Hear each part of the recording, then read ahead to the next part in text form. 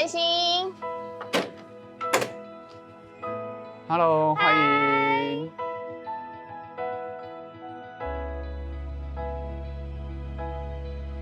我是 Sam， 这是我盖的房子。我是从台中来到新竹做建设开发。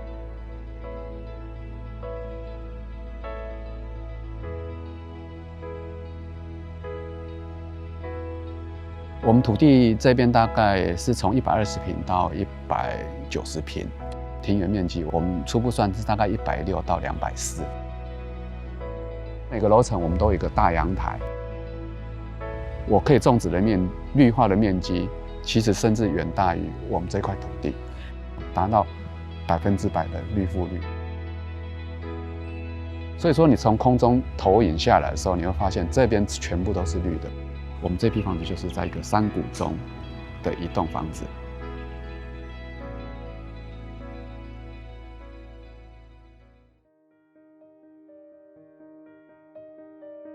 我一直想去把我一些建筑理念做一个整合的一个展示。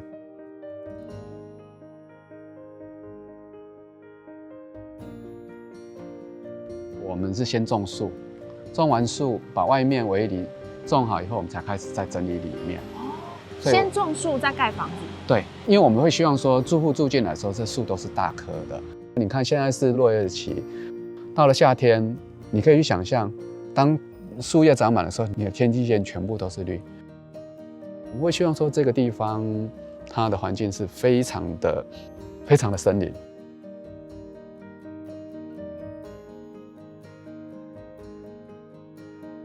我觉得我进来的时候，我感觉到的是，很多豪宅是他们讲究是自己的院子这件事情，可是你反而把院子让出来，变成一个共享的院子。对，因为我当初我们的想法是这样，当你把你家的围墙打开的时候，我们会希望进到这个社区，它是一个外面一个大围墙，里面是一个大家庭，我们都会鼓励我的住户走出来。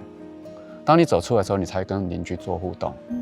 好，当你有这个互动的时候，这个我们说那种紧密的那种邻里关系，它才能去建立。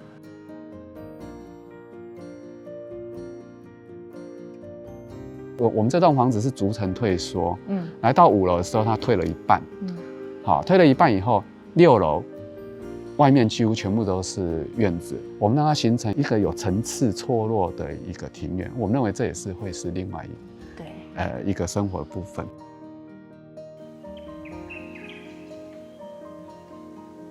建筑不是建筑，它应该是跟生活息息相关。我认为除了在展示它该有的气度以外，我认为最重要是隐私跟安全。除了基本要去注意到的安全以外，我们连心理上的安全我们都要顾。那你看他既然会甚至不在家也都会把卷门打开，就代表他对这个环境是很放心、很安心。他回家可以很自在。我们这个案子几乎他们的窗帘是不用关的，树就是最好的一个窗帘。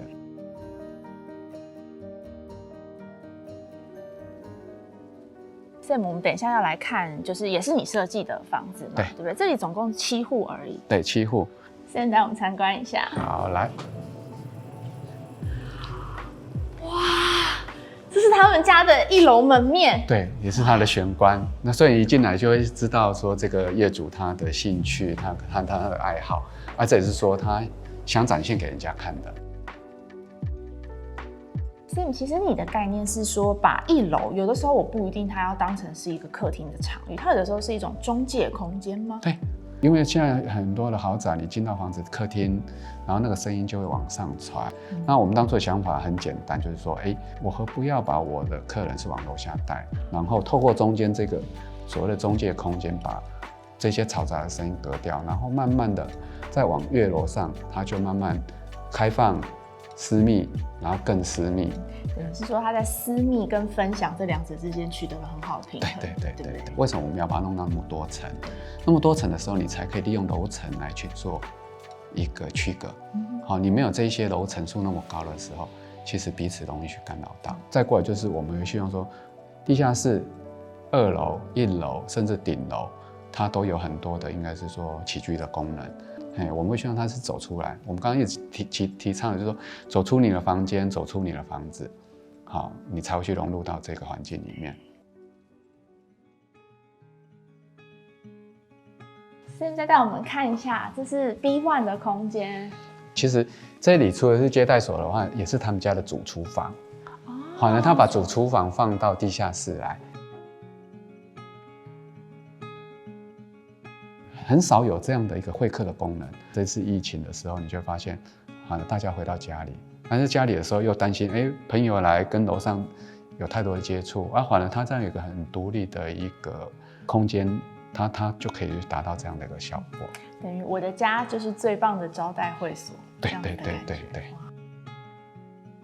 我有一个想问，因为地下室，其实老实说，这会让我想到，就是说它的地基本身应该也有做了一些功课，对不对？为什么很多对山坡地住宅的一个疑虑，就是怕有所谓的山坡地滑动啊什么？所以当初我们做了确实的地质钻探以后，发现它的岩盘其实离地表只有一点点而已，所以我们就把它往下开挖地下室。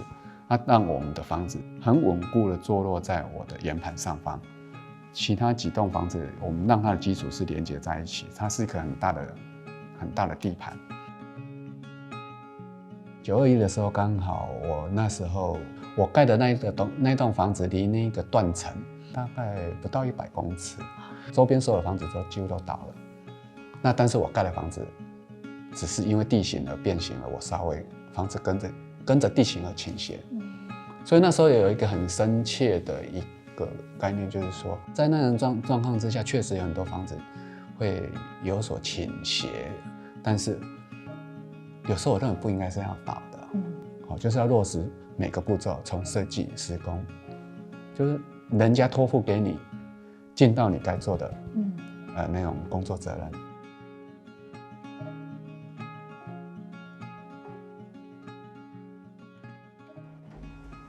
来，2楼吗？对，这是2楼。哇，完全不一样。对，因为刚好你就发现这样刚好，先生的跟太太的空间是完全不一样，完全不一样的。那也就是我们一直想要达到的，因为每个在这里生活的人，他可以过他想要的。那你会看到他就是很简易，然后反而一般来讲，他一般厨房都是会摆设的是我们的厨具、橱柜，对。但是它不是，它反而是它的收藏品，好像这些是太太的收藏品。好，因为这样的话，你看他就在这边用餐，他可以看他自己的收藏品，也是显示你个人的一个应该生活态度啦。但这个空间感真的太棒了，它是轻食区，它是轻食区，楼下是一个真的很标准的一个厨房的东西。对，所以你会看到楼下有很大的冰箱，但是这边它像他讲的，那小小的冰箱就够了。它可以是冰箱，它也可以是艺术品。对，也是它的收藏品。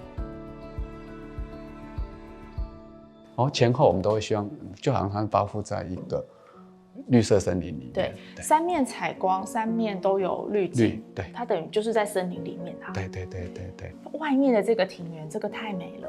好，那也是一样嘛，我们就把它做的一个比较，它可以坐在这边欣赏的，然后人稍微走出去，然后可以从那边也可以看到我们整个社区的外面，但是外面的人完全是看不到你。这个是每日的日常生活，真的。对啊，所以有时候我来找客户聊天的时候，就他太太就坐在这边喝他的下午茶，就是真的在享受他的生活。我们会希望说，这样才是一个生活啦。对，就是过自己想要的，而不是被受限。一般的房子，我就限制在我的这个室内范围，就是框在这里。对，那限制在这里。我们会希望外面的景是无限的。对。那这个露台你可以看到的，我外面是用这些格栅把它遮掩住了，所以外面的人看不到你。我们当初这些格栅除了安全以外，除了视线的遮挡以外，其实我们也是在遮阳。好，因为我们这边是西向。好，那来到顶楼，其实顶楼那个不是采光罩，那个是叫遮阳棚。那我们是希望说把一些热给挡掉，然后我们里面所用的光线，我们开大窗。这样的话变成说太阳照射下来的时候，它是间接性的引光，但是这样的话热不会直接射到它的窗户里面，就不会把多余的热给带到房子。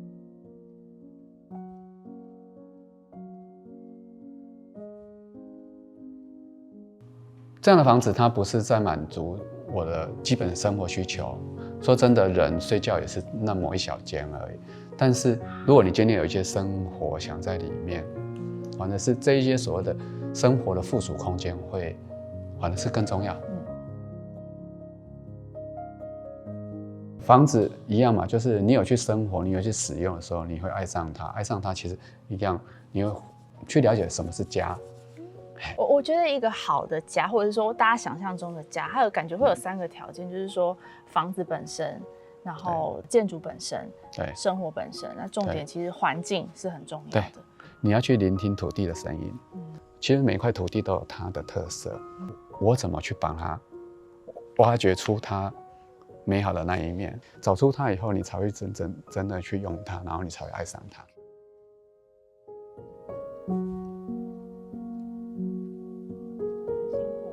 会比较辛苦啊，但是我们认为甘之如饴吧。